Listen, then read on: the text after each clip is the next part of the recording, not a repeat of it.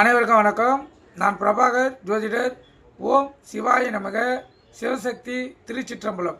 இப்போ நான் என்ன சொல்ல போகிறேன்னா, இந்த குறுகிய காலத்தில் பணக்காராக ஆகக்கூடிய அமைப்பு ஒரு ஜாதகத்தில் எந்த அமைப்பில் ஏற்படும் என்பதை சொல்கிறேன். நீங்கள் கருத்தில் கொண்டு பயன்படுங்க. ஏன்னா இந்த காலகட்டத்தில் பணம் மிகவும் அத்தியாவசியமான ஒன்று. நம்மளுக்கு தேவையான எதையும் பணம் இல்லாமல் செய்ய முடியாது.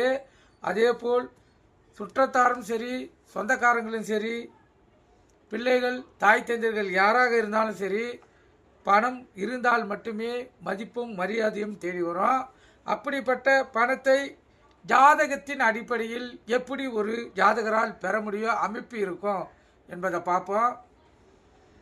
இது ஜாதகத்தின் அடிப்படையில் அவருக்கு யோகத்தை தரக்கூடிய அமைப்பாக அமையும். அந்த அமைப்பை நீங்கள் தெரிஞ்சு வச்சுங்க.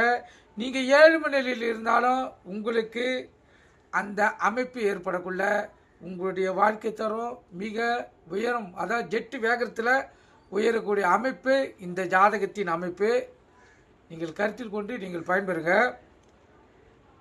இப்போ ஒருவருடைய ஜாதகத்தில் சூரியன் 11ஆம் இடம், அதை லான் போன்ற லக்கணம், அங்கிருந்து 11ஆம் இடம், அல்லது லான் போன்ற லக்கணத்திலிருந்து 2வது இடம், இல்லை லக்கணத்திலே சூரியன், இந்த 3 இடத்தில் இருந்து சுக்கிரன் அவங்களுக்கு சூப்பராக வரணும்.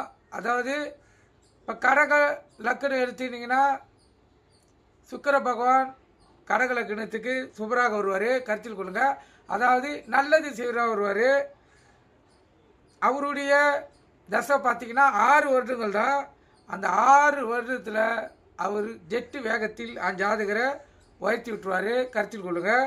அதே போல் லான் போன்ற லக்கணம், அங்கேருந்து செவ்வாய் 3லையும், சனி லான் போன்ற லக்கணத்திலேருந்து 6ஆம் இடத்துலையும் அமர்ந்திருந்தால் அந்த ஜாதகருக்கு இந்த வாய்ப்பு ஏற்படும். அதே போல் அந்த லக்கணமானது சரலக்கணமாகி, சரலக்கணம்னா மேசம், கடகம், துலாம், மகரம் ஆகிய லக்கணங்களில் ஒரு லக்கணமாக இருந்து அந்த ஜாதகர் பெற்றிருந்தால் சரசரவென்று அவருக்கு பணம் தினந்தோறும் வந்து கொண்டே இருக்கும். அவருடைய வாழ்க்கை தரமும் மிக உயர்ந்த நிலைக்கு உயர்ந்திடும். நீங்கள் கருத்தில் கொண்டு பயன்பெறுங்க. நன்றி, வணக்கம், வாழ்க வளமுடன்.